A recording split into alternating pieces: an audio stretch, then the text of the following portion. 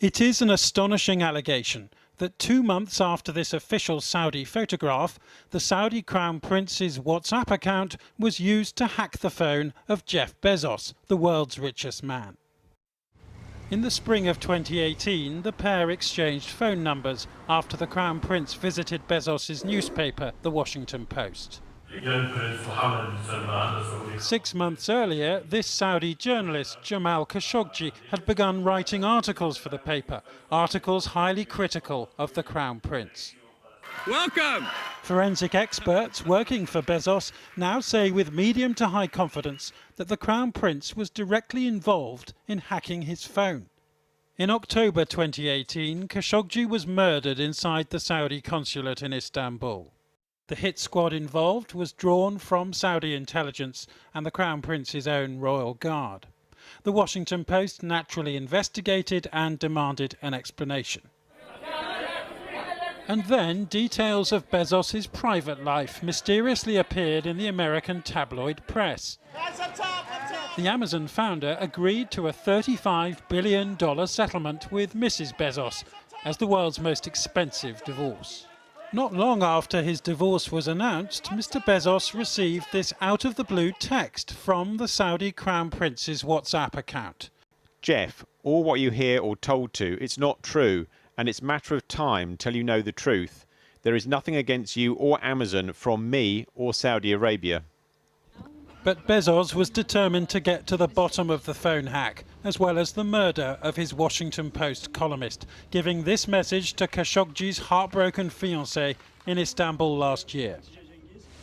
It is unimaginable. And you need to know that you are in our hearts. The Saudis are believed to have spent around $60 million on spyware from this Israeli company, the NSO Group, which is being sued by WhatsApp, but which says it helps governments fight crime and terrorism. Only last week, Amnesty International went to court in Tel Aviv to try and stop NSO exports. Amnesty claims it too was subject to a phone hack in 2018. Omar Abdulaziz, a Saudi dissident in Canada, claims his phone was hacked as well. He exchanged hundreds of texts with his friend Jamal Khashoggi and fears they may have led to the journalist's murder. God help us, Khashoggi wrote when he found out about the alleged phone hack. This afternoon, 2 UN rapporteurs, including Agnes Kalamard, who's investigated the Khashoggi case, said they were gravely concerned about the alleged hack of Jeff Bezos' phone, and they demanded an immediate investigation by the Americans and others.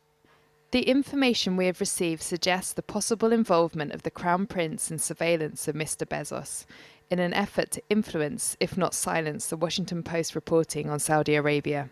These allegations are relevant as well to ongoing evaluation of claims about the Crown Prince's involvement in the 2018 murder of Jamal Khashoggi.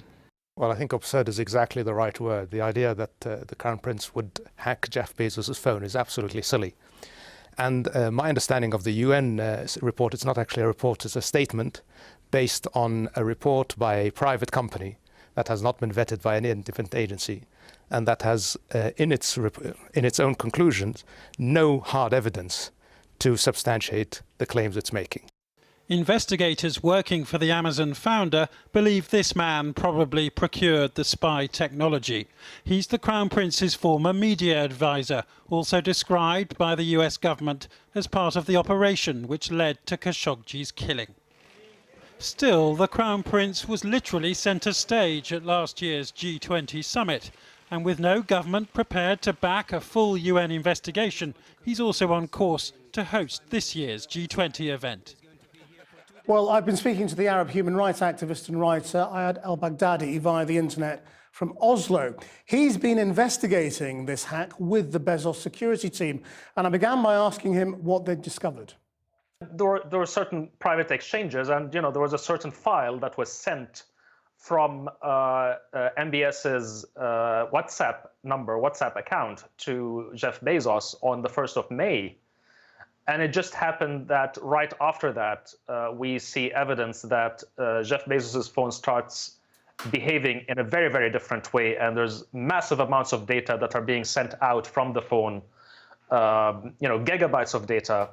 And if we put it in a picture beyond that, we see that over the next few weeks, there are multiple Saudi dissidents and journalists and even a researcher at Amnesty who are also hit with hacks. Their phones are also hacked around the same period of time. And then we see that on November, I believe it was November 7th, this is a little over a month after the Khashoggi murder, a message is sent from MBS to Jeff Bezos simply saying, "I know about your affair."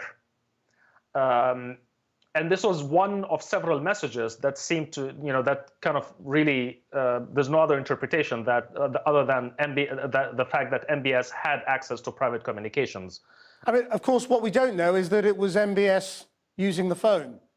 It could have been, any one of his staff or Saudi intelligence or anyone else. Yeah. So nobody was sitting with MBS in the room, so nobody can actually say that they have direct evidence that it was MBS who pressed the button.